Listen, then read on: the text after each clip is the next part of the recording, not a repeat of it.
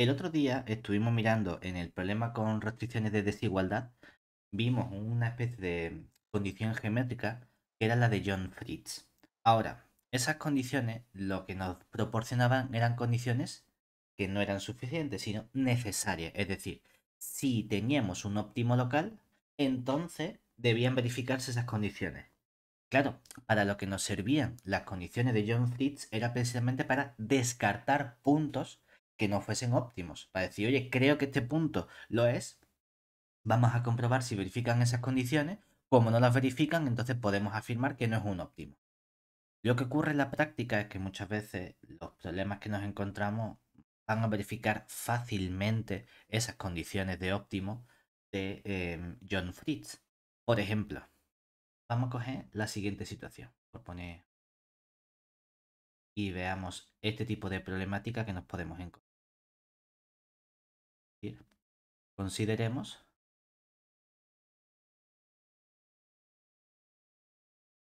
el problema,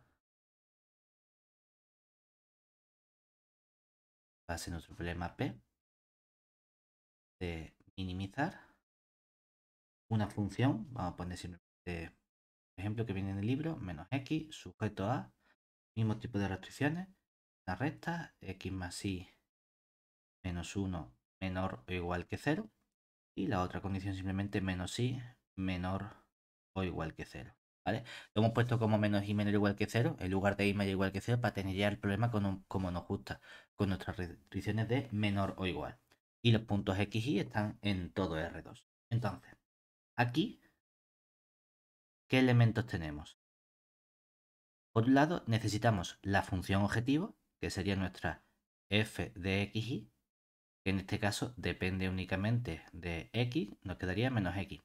Y tenemos dos restricciones. Una restricción g1 de xy, que va a ser esta restricción x más y menos 1, y una restricción g2 de xy, que va a ser simplemente menos y. ¿Vale? Tenemos todos nuestros elementos. Oye, geométricamente, ¿cuál sería la región factible? Es decir, para estudiar la región factible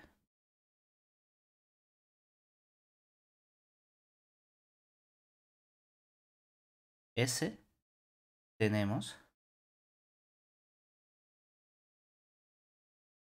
como nos dicen simplemente menos i, es decir, la i es mayor o igual que 0, podemos dibujar simplemente todo lo que está por encima. Aquí nuestros ejes, tenemos aquí y, el eje x, aquí nuestro origen.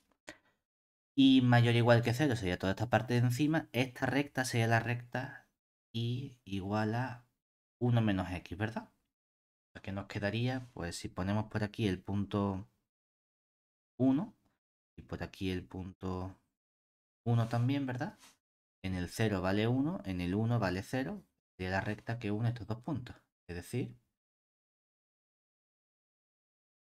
esta recta que une estos dos puntos, ¿no?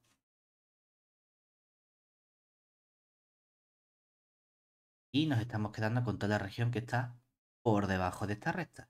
Y al mismo tiempo estamos diciendo que la otra restricción es simplemente menos i menor o igual que 0, o lo que es lo mismo, la i mayor o igual que 0, que sería toda esta recta. Por lo tanto, queremos todo lo que está por encima de la recta naranja, todo lo que está por debajo de la recta azul. Tenemos así que nuestra región sería todo este cono infinito. Este sería nuestro conjunto S, ¿vale?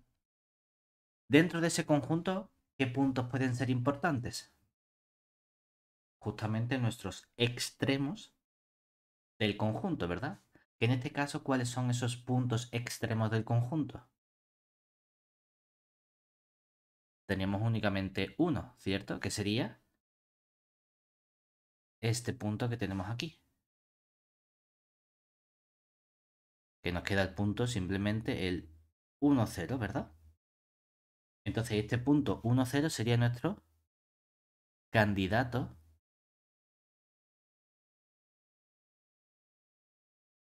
a óptimo local de nuestro problema.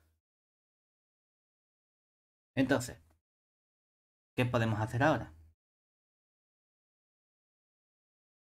Ver cuáles serían precisamente las condiciones necesarias de John Fritz. Entonces, para el punto, vamos a llamarlo igual, x rayita y rayita, que va a ser el punto 1, 0, vamos a estudiar si se verifican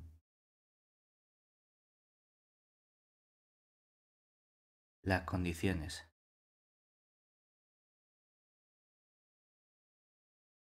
necesarias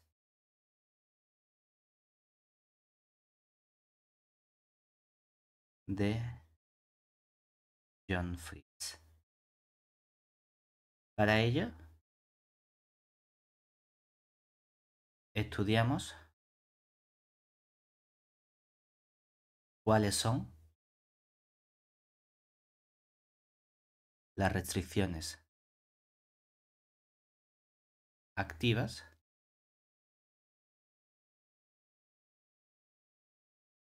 en dicho punto.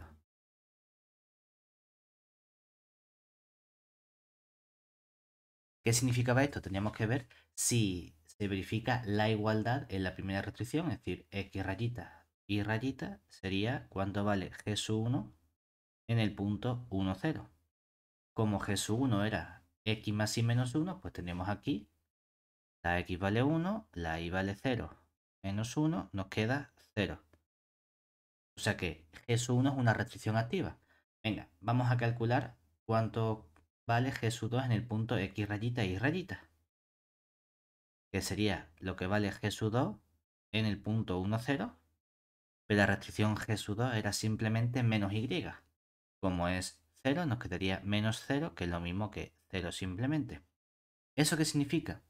Que ¿quién sería el conjunto y caligráfica y mayúscula que estaba dado por aquellos índices y tales que las restricciones g sub i en el punto x rayita y rayita valen 0?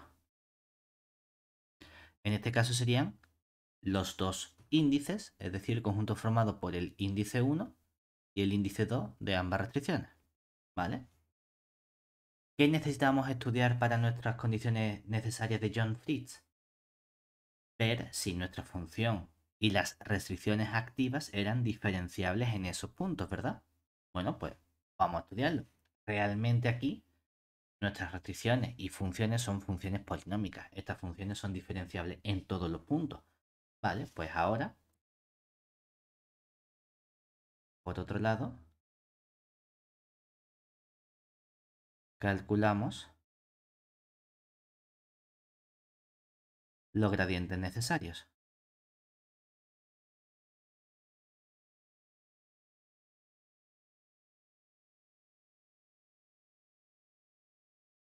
Esos gradientes serían, por un lado, el gradiente de la función en general en un punto xy, que nos quedaría la parcial, como la función era menos x, nos queda simplemente menos 1 y luego 0.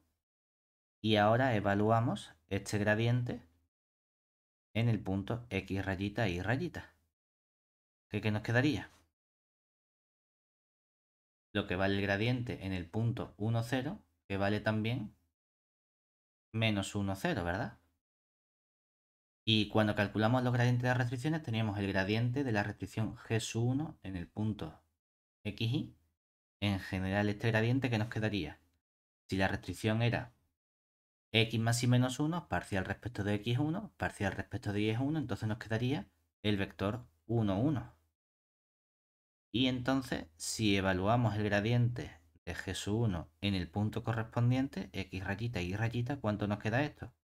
El gradiente en el punto g sub 1 de 1, 0, que nos sigue quedando 1, 1. Y por último, estudiamos el gradiente g sub 2 del xy, que al estudiar esta restricción, ¿qué nos quedaría? Parcial respecto de x0, parcial respecto de y menos 1, entonces tendríamos 0 menos 1, y cuando evaluamos el gradiente de g sub 2 en el punto x rayita y rayita, que sería evaluar el gradiente de g sub 2 en el punto 1, 0, nos quedaría 0 menos 1. Ahora, ¿qué teníamos que estudiar para la condición necesaria de John Fritz?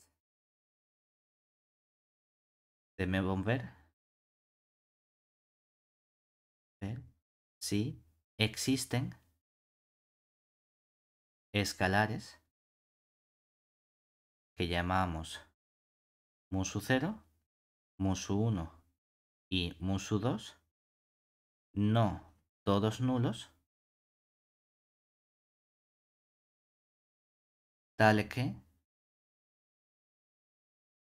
tenían que ocurrir dos cosas. Por un lado, cuando cogía el musu 0 por el gradiente de la f en el punto x rayita y rayita, más la suma desde i igual, pues vamos a poner la misma notación, para i perteneciente a nuestro conjunto de índices de los musu i por los gradientes de los g sub i en x rayita y rayita, ¿cómo tenían que ser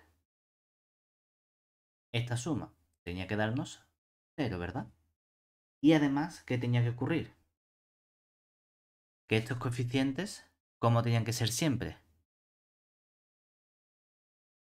Los musu 0, musu 1 y musu 2 tenían que ser mayores o iguales que 0. Estas eran nuestras condiciones, ¿no? Entonces vamos a estudiar justamente qué ocurre con esta igualdad de vectores. Es decir, estudiamos entonces el sistema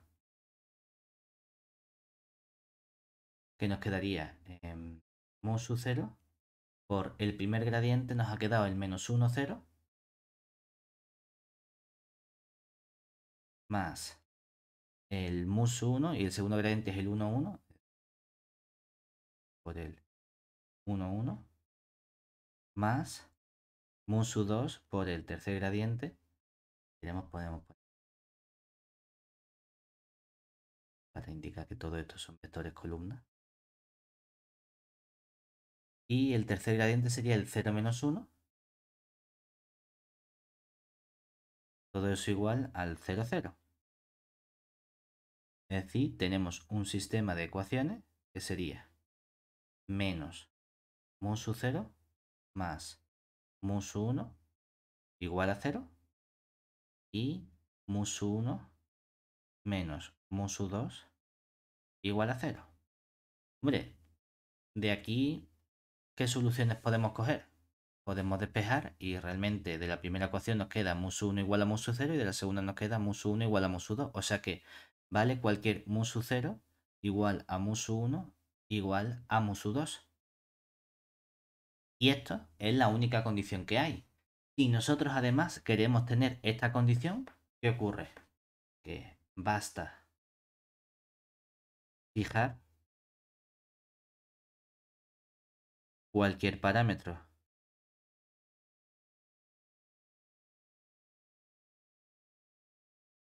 alfa estrictamente positivo, de modo que musu 0 sea igual que musu 1 sea igual que musu 2 y esto sea igual que alfa, ¿verdad? Entonces, nuestro punto, ¿qué le ocurre? Que verifica las condiciones. Es decir, luego el punto x rayita y rayita, que es el punto 1, 0, si verifica las condiciones necesarias de óptimo de John Fritz. por lo que podría ser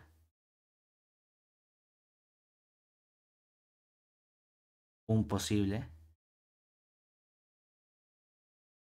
óptimo de nuestro problema.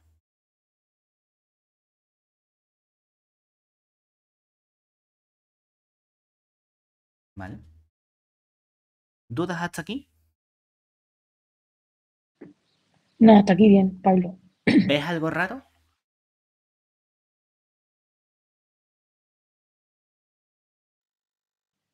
Algo raro. Este, por ejemplo, sería un proceso relativamente estándar. Si yo te digo, oye, coge un punto. Antes de ponerte tú a comprobar a lo loco si ese punto es el óptimo local o no, uno podría decir, oye, vamos a ver si lo puedo descartar. Si no verifica alguna de mis condiciones necesarias, entonces automáticamente lo descarto y sé que no es un óptimo. Comprobar que lo es a lo mejor es más complicado. Vale, toda la razón. Hemos intentado descartarlo y nos sale que no lo podemos descartar. Y este razonamiento lo hemos hecho ¿con qué punto? Con el punto 1, 0, que era este punto de aquí, ¿verdad?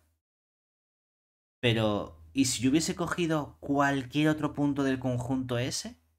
Fíjate que cuando hemos realizado este proceso, ¿qué ocurría con el gradiente de la función, el gradiente de la restricción y el gradiente de la restricción? ¿Dependían del punto X y que tú cogieses? No, ¿verdad? Eran siempre los mismos vectores gradientes. Entonces, que yo haya hecho este razonamiento para el punto X rayita y rayita que era el 1, 0, o lo hubiese hecho para el menos 8, 14, hubiese sido prácticamente lo mismo, ¿verdad? Entonces, realmente, en este problema, cualquier punto de mi región factible S podría ser un candidato a óptimo. Porque como los vectores gradientes son constantes y no depende del punto, este sistema tiene siempre solución y tiene siempre la misma solución, sea cual sea el punto X rayita y rayita que yo coja. No es que el punto 1, 0 haya sido especial, sino que es que puedo cambiar este punto 1, 0 por el punto AB que te dé la gana de tu conjunto. Entonces, esta condición de óptimo necesaria de John Fritz en este problema no me sirve de nada, porque sea cual sea el punto que yo coja, lo va a verificar. Entonces, el problema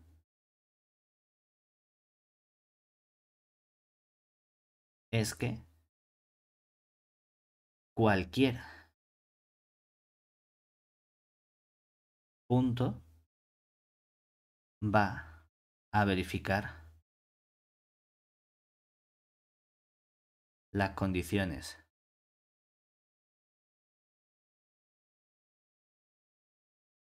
necesarias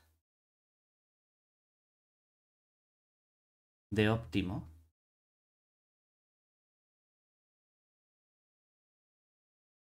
de John Fritz en este problema.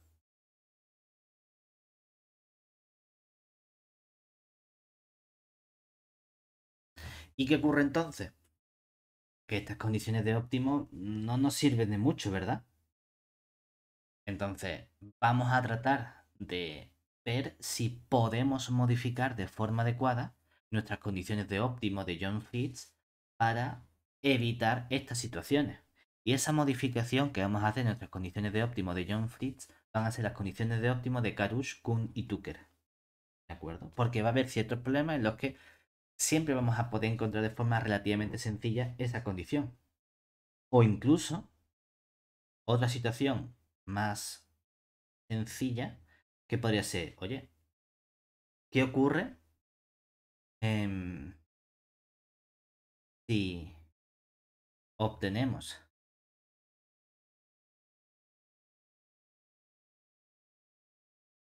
que musu cero fuese cero en las condiciones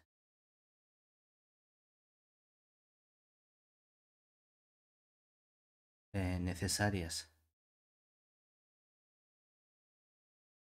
de óptimo de John Fritz?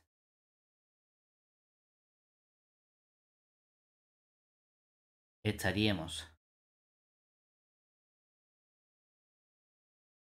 diciendo que la suma para y perteneciente a nuestro y de esos coeficientes mu su i por los gradientes de la g su i en el punto correspondiente x rayita vale 0, donde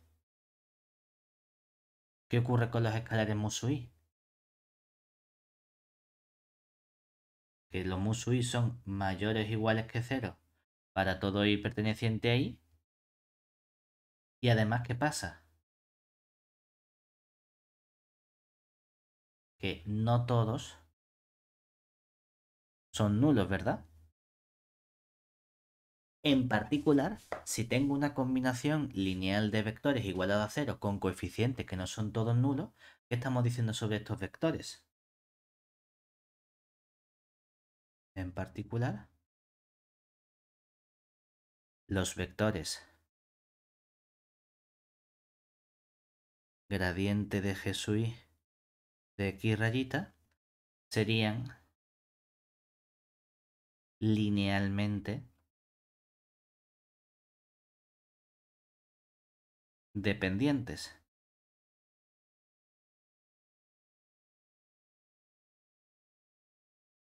Por lo que estamos teniendo aquí son justamente restricciones que dependen linealmente una de las otras, ¿vale? Es decir, las restricciones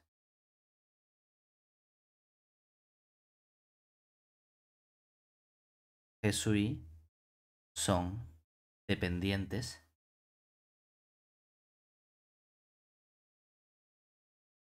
entre sí. Eso que implica que a nosotros lo que nos va a interesar realmente para trabajar es tratar de obtener restricciones o condiciones donde el mu sub 0 no sea cero. ¿Vale? Como tienen que ser mayores o iguales que cero, lo que nos gustaría a nosotros es obtener casos en los que ese mu sub 0 es estrictamente positivo. Es decir, nos interesa estudiar la situación en la que el mu sub 0 sea estrictamente positivo. Para ello, vamos a considerar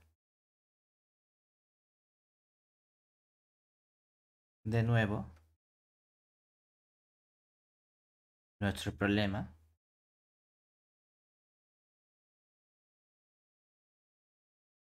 que sería problema P de minimizar una función f de x sujeto a una serie de restricciones g sub i de x menores o iguales que 0, donde nuestro punto, bueno, esto para ahí que va desde 1 hasta m, donde nuestro punto x lo cogemos de un cierto conjunto x mayúscula, siendo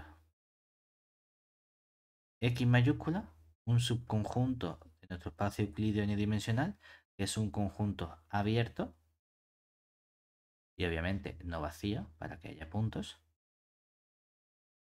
Vamos a coger nuestras funciones f y g sub i, que todas son funciones que van de este espacio euclídeo e sub n en e sub 1, con i que va desde 1 hasta m, y la región factible S, ¿quién sería?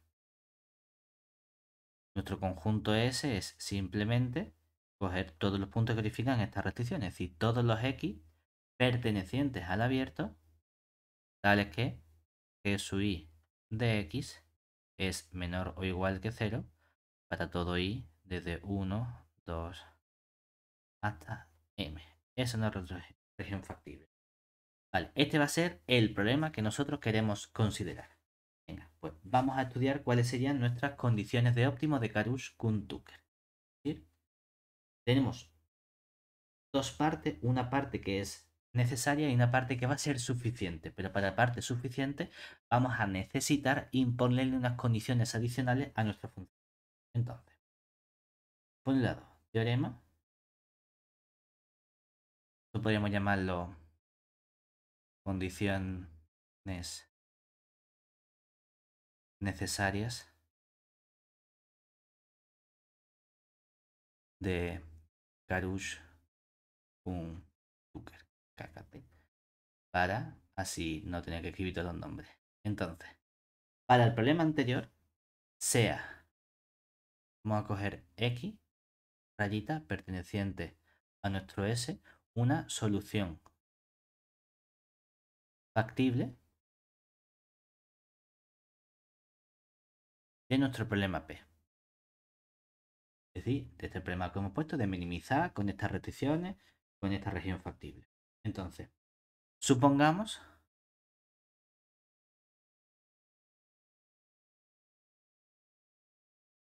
que se verifican, por un lado, que el conjunto I va a ser nuestro conjunto de restricciones activas, es decir, van a ser aquellos índices tales que la restricción G sub I en el punto X rayita es igual a 0, donde se tiene justamente la igualdad. Por otro lado, que tanto la función objetivo f como las restricciones G sub I con I perteneciente a I son diferenciables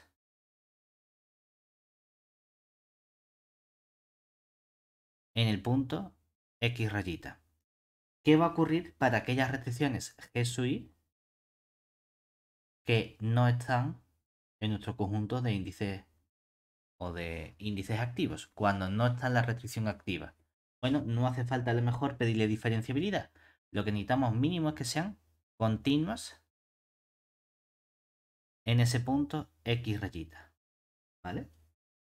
Entonces, ahora vamos a suponer también que los gradientes de las restricciones activas, es decir, que los gradientes de G sub I en nuestro punto X rayita, que esta es la nueva restricción, son para I perteneciente a I, linealmente independientes.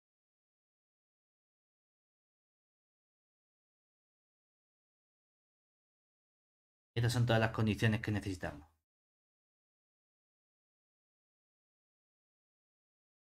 ¿Vale? Entonces, si nuestro punto X rayita es solución óptima local de nuestro problema P, entonces existen unos escalares, vamos a llamarlos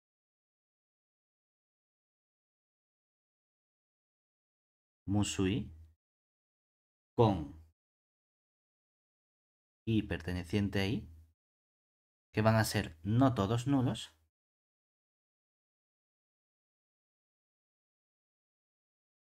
tales que el gradiente de f en el punto X rayita más la suma para I perteneciente a I de estos mu sub I por los gradientes de G sub I en el punto X rayita, todo eso nos da igual a 0 y todos los mu sub I además son mayores o iguales que 0 para todo I perteneciente a nuestro conjunto de índices I. Esto de aquí es lo que se conoce como nuestras condiciones de Karush, Kuhn y Tucker.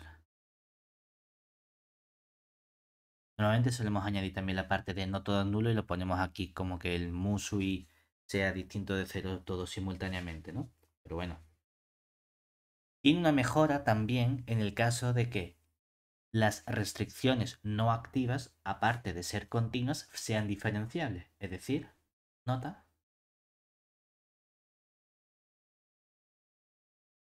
cuando además tengamos que las restricciones no activas G sub i con i no perteneciente a i sean también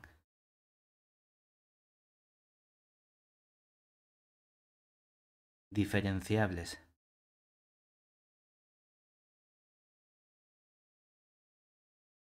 en dicho punto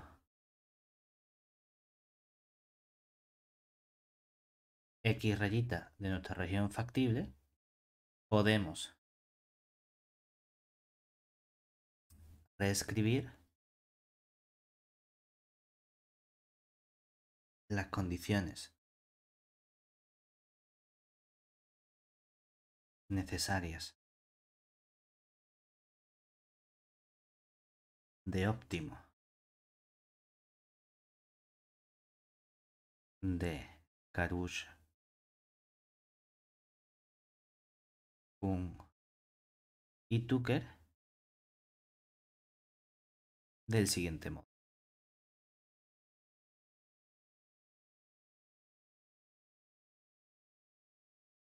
Ahí lo que estaríamos diciendo es que no solo existen estos escalares, sino que existen escalares Musui, que son todos mayores o iguales que cero, pero con i que va desde 1, 2 hasta m para todas las restricciones, donde el gradiente de f en el punto x rayita más la suma, y no solo la suma para las restricciones activas, sino la suma desde igual a 1 hasta m de esos coeficientes mu sub i con los gradientes en g sub i de x rayita, todo eso vale cero. Estos escalares son no todos nulos. Y además, para distinguir las restricciones activas de las no activas, lo que tenemos es que mu sub i por el g sub i del x rayita, todo esto es igual a cero para todo i desde 1, 2 hasta m. Aquí lo que estamos diciendo justamente que o bien el mu sub i es cero o bien el g sub i es cero. ¿De o los dos pueden ser cero, alguna de esas dos cosas. ¿Vale? Entonces esta sería la situación cuando, aparte de tener continuidad, tenemos también diferenciabilidad de esas restricciones en los puntos donde no se tienen las restricciones activas. No hay ningún problema. Simplemente completamos con la suma en todos los escalares. Lo guay de esta parte es que bajo ciertas condiciones adicionales de nuestras funciones y de nuestras restricciones, podemos hablar también de una condición suficiente de óptimo, que es lo interesante. ¿Sí? Bajo ciertas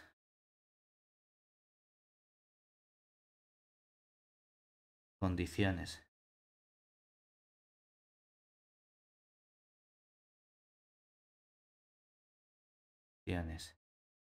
adicionales sobre la función objetivo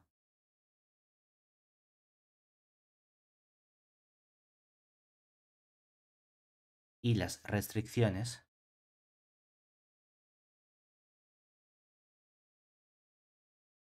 vamos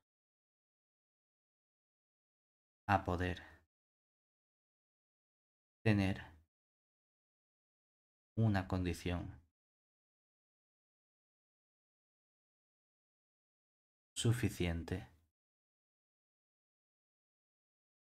de óptimo, que esto es lo que más nos suele costar a nosotros encontrar. ¿Dado? Teorema, que sería nuestra condición suficiente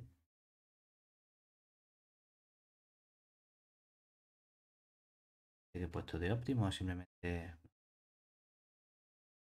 condiciones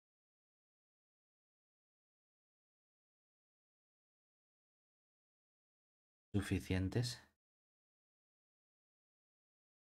de Karush.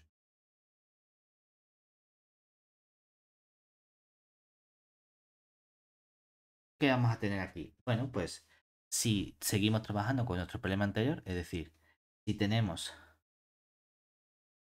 un X rayita perteneciente a S, que sea solución factible de nuestro problema inicial P, que verifica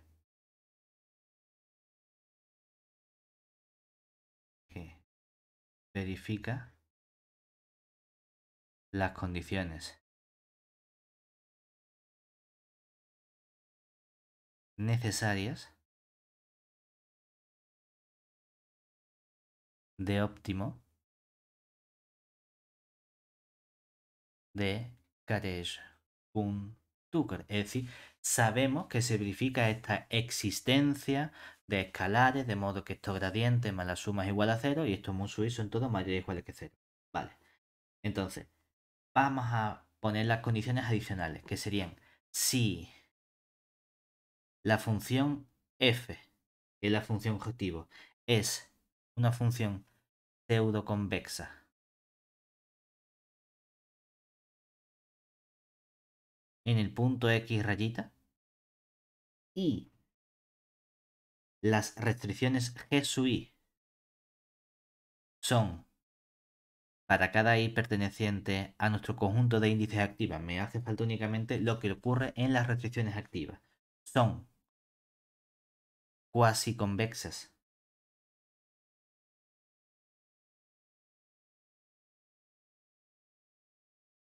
en cuasi convexa y añadimos la parte de diferenciables en nuestro punto x rayita. Entonces podemos afirmar que este punto, que es una solución factible, este punto es una solución óptima, pero además mejoramos esa solución óptima, no una solución óptima local de nuestros problemas, sino una solución óptima global de nuestro problema P. Entonces realmente lo que necesitamos es, aparte de nuestras condiciones necesarias de Karush-Kuhn-Tucker, necesitamos un mejor comportamiento de nuestra función f para que sea pseudoconvexa y de las restricciones G sub i para que sean cuasi convexas. ¿De acuerdo?